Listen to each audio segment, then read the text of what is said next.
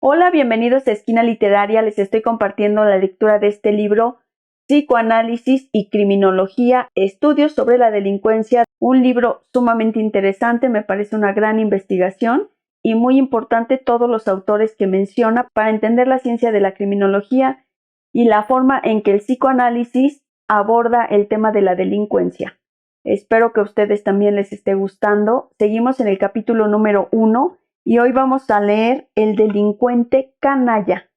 Al intentar conceptualizar la posición canalla, el problema que surge inmediatamente es que canallada y canalla son nociones que Lacan usa muy discretamente. No obstante, hay al respecto una referencia cierta en El reverso del psicoanálisis. Toda canallada se basa en querer ser el otro del otro de alguien para manipular sus deseos. En consecuencia, el canalla proclama la verdad desde el lugar del otro para operar sobre los deseos de los otros. Tales afirmaciones surgen de un comentario sobre las proposiciones en tanto hechos del Tractatus Logico Philosophicus, una obra temprana de Wittgenstein que culmina en la proposición de lo que no se puede hablar, hay que callar, anulando así la dimensión de la verdad, la metafísica, el ser, el sentido, etc. En efecto, si las proposiciones del Tractatus Logico Philosophicus resultan tautológicas y no hay modo de salir del lenguaje de los hechos, entonces no hay metalenguaje, pero por otro lado la estructura gramatical como encadenamiento significante sin sujeto de la verdad es la psicosis misma. La argumentación concluye del siguiente modo: como no hay otro ni metalenguaje, el canalla se propone como otro para manipular a quien haga de su deseo el deseo del otro.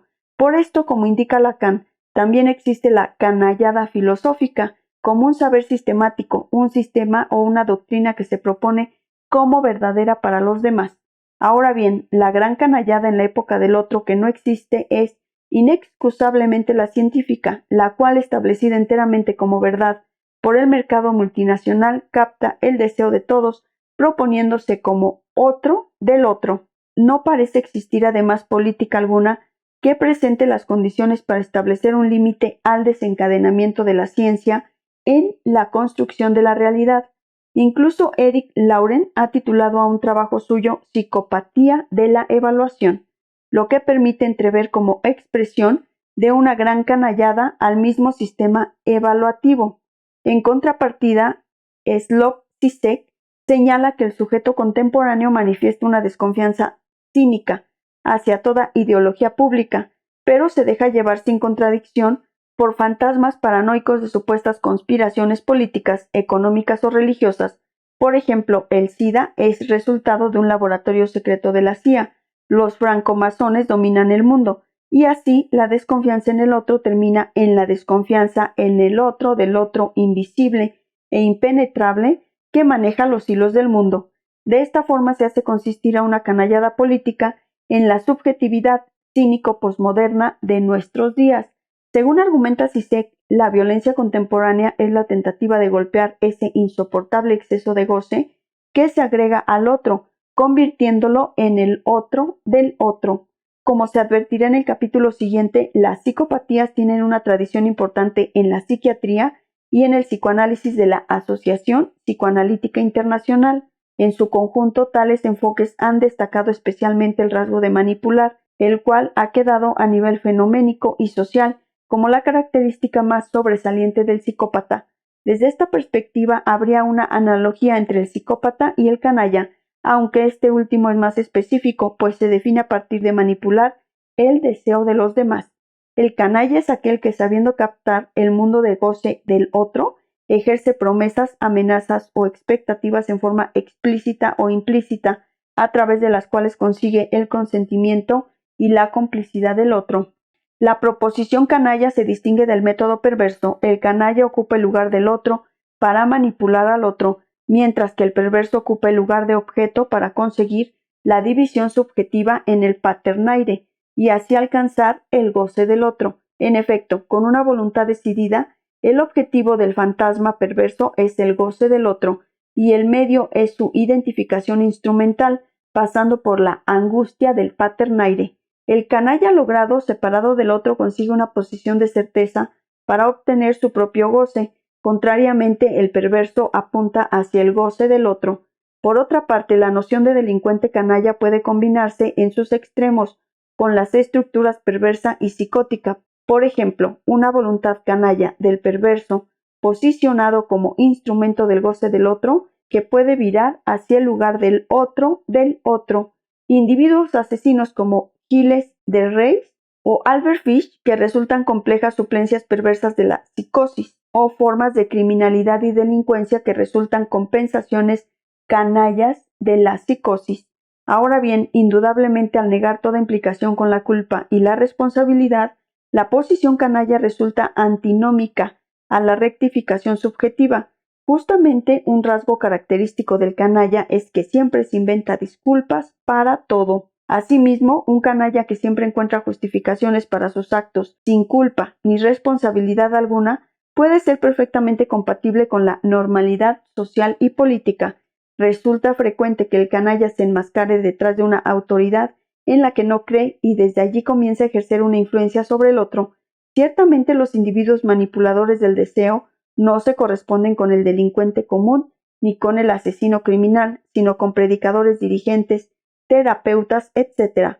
Al respecto, puede distinguirse al pequeño y ambicioso canalla inmerso en una lógica de éxito y fracaso, de un canalla mayor que, sobre el derrumbe del deseo propio y ajeno, se entrama en el ejercicio del poder para manejar las realidades de los otros. El perfecto canalla es un Stalin, el nombre de acero intocable cerrado sobre sí mismo, sin escrúpulos ni decencia, sin vacilación ni falta en ser. Desde luego también Mussolini y muchos otros supieron movilizar y utilizar el deseo de las masas. El esplendor del canalla y su brillo maléfico provienen del hecho de no aceptar ni al otro con mayúsculas, que no es más que una ficción, ni a los otros, que no valen nada. El canalla fascina al neurótico por su narcisismo, por su proceder sin otro y por la certeza en cuanto a su propio goce, sin señales de división subjetiva. Desde esta perspectiva, el antecedente del canalla quizás puede encontrarse en Freud, cuando menciona al individuo que sabe apartar de su yo todo lo que podría empequeñecerlo y que mantiene una posición libidinal inexpugnable. Otro sentido adquiere la canalla, significa gente baja y ruin.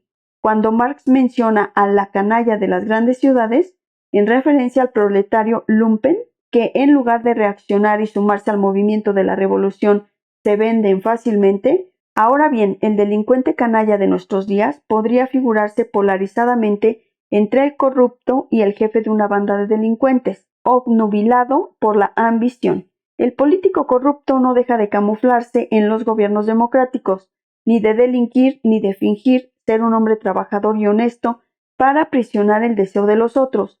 Por su parte, el cabecilla de cuello blanco no actúa él, sino que hace actuar a los demás. Por ejemplo, un gran canalla no es quien roba los autos, sino el administrador tanto del desarmadero como del dinero de quienes trabajan para él, o el comisionario corrupto que manipula al pequeño delincuente desde la autoridad estatal. Según Edgardo Roya, se trata del psicópata líder de organizaciones delictivas, cuya actitud es introvertida, misteriosa y planificada.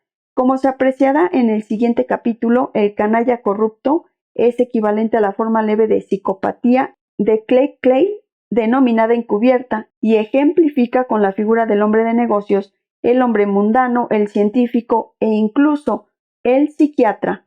Su fachada es normal, pero es la típica máscara del psicópata.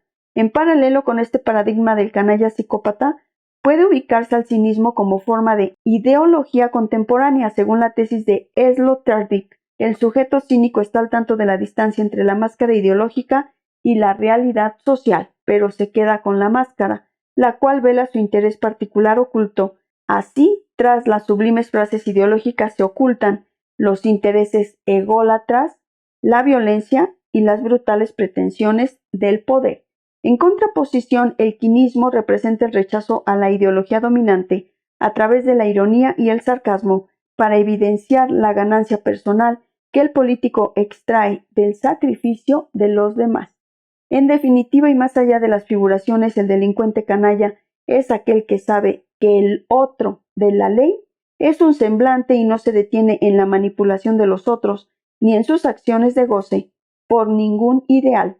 un canalla logrado realiza sus acciones sin sostenerse en ningún ideal y sin impedimentos, es decir, no se sitúa como sujeto de una ley ni se posiciona como culpable, sino que avanza sin neurosis hacia su condición absoluta de goce, es aquel individuo que, independientemente de cualquier distinción social, pretende existir por fuera del otro, de la ley, excepto cuando ocupa un lugar de poder y pone las reglas del juego para los demás.